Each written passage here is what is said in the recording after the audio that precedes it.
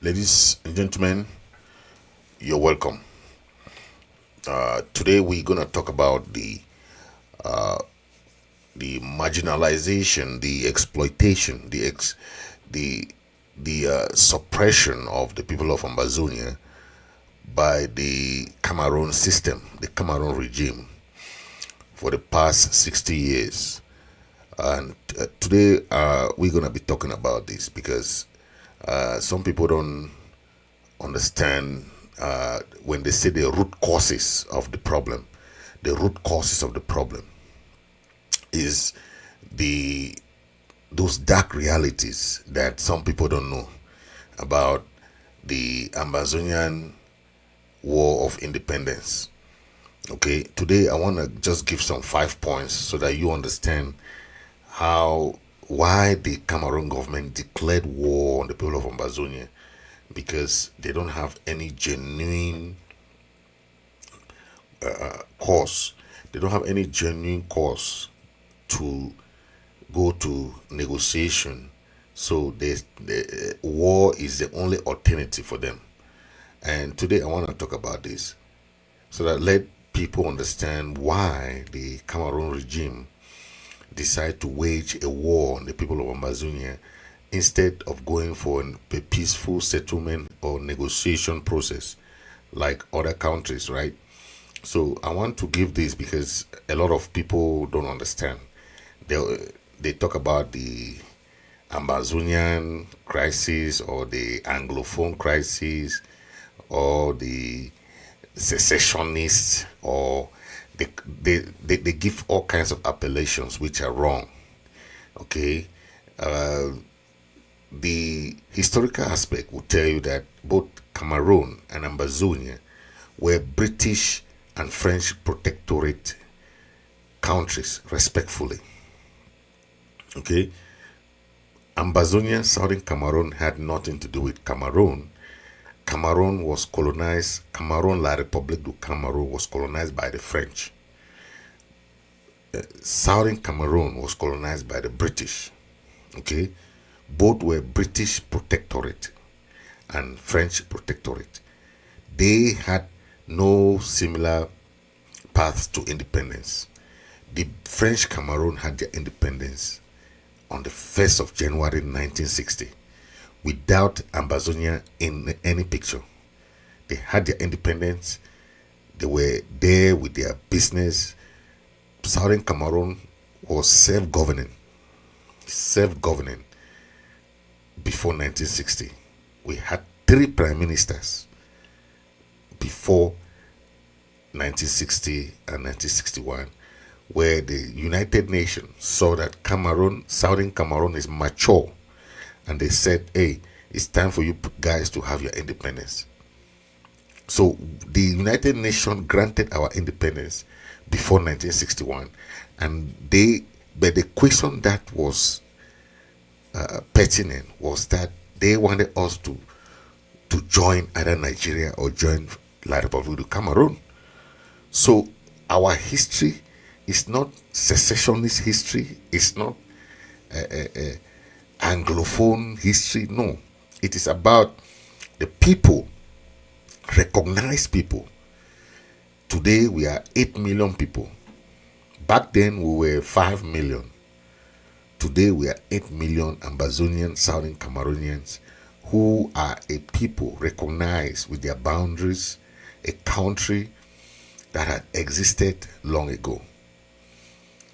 If today any of those 64 countries that voted for our independence want to object, they should go to United Nations and verify the archives of the history of the people of Southern Cameroon.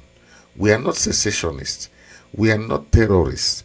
We are not a people that fell from nowhere. We are not fighting for a piece of land. We are not fighting for independence because the United Nations already granted our independence. People should not get that wrong.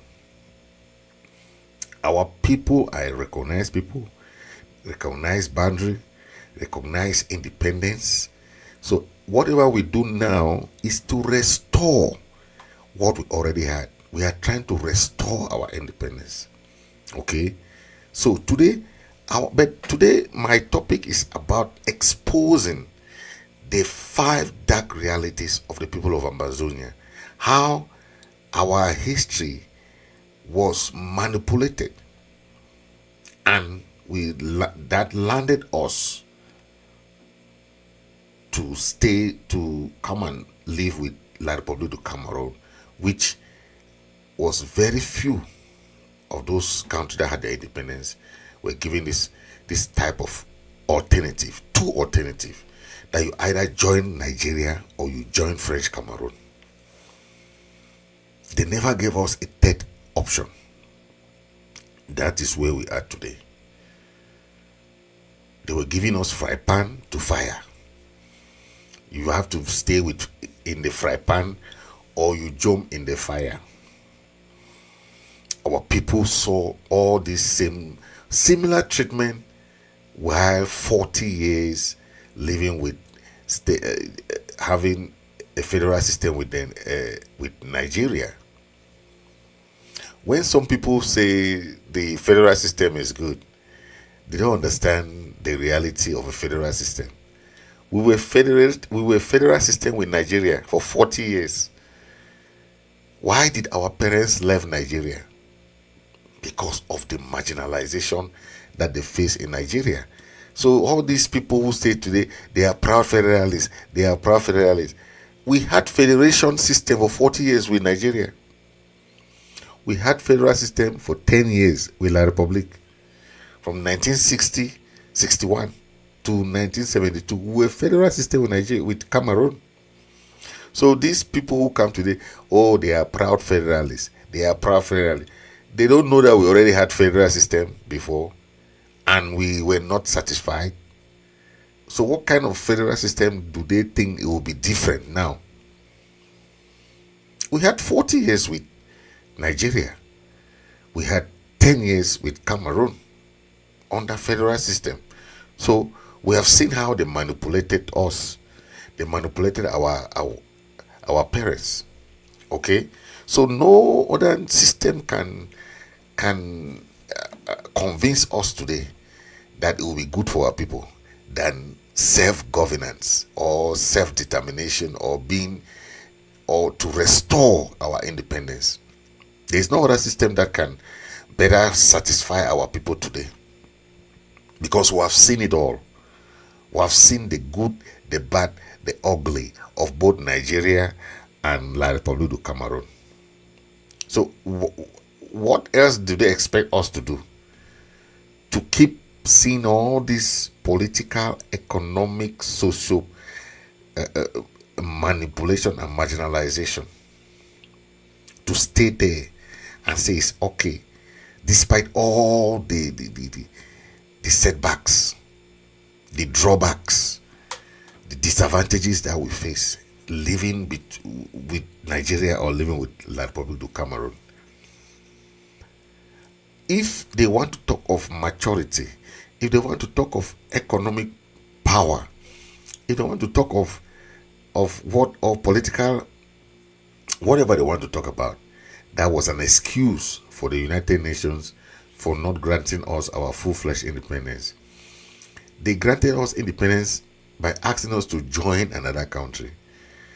Man, come on, and that is the problem a country like Somaliland faced along the years and is still facing today, because countries don't want to recognize countries.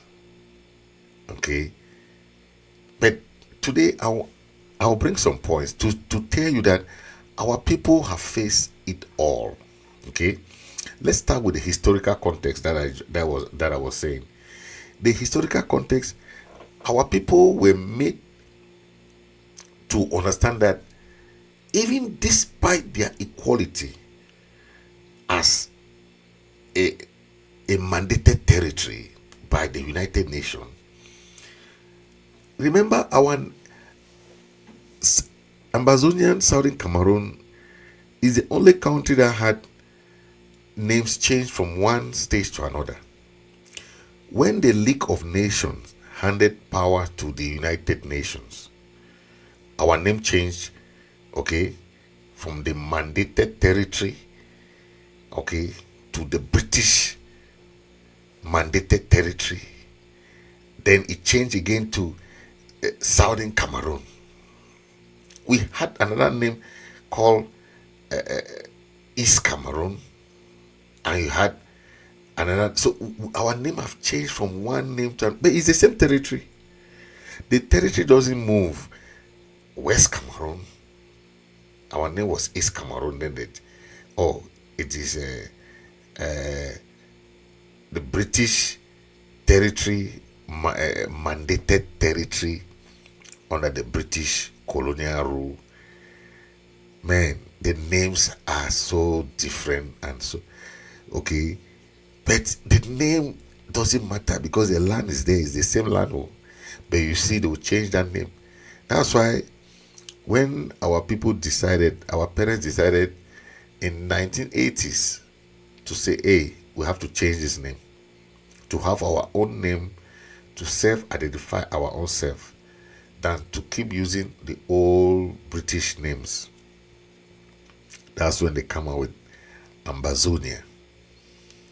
Ambazonia came up and is a name that every Southern Cameroonians have embraced. That name is good because it identifies us special.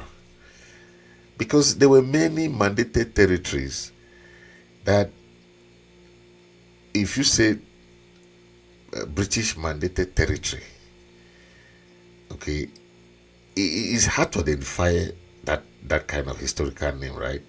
That's why to come out from that colonial past, our parents changed the name to Ambazonia. Okay, they know that they are Southern Cameroonians, a country, but change their name to Ambazonia. Okay, then talking about that, all the political inequality that we face now today. Remember when our parents joined La République du Cameroon, they were supposed to use both constitutions, but our constitution was not respected. Okay, we brought in our constitution to join with that of La République du Cameroon, so that we can have a kind of both constitution to run the federal system that was proposed by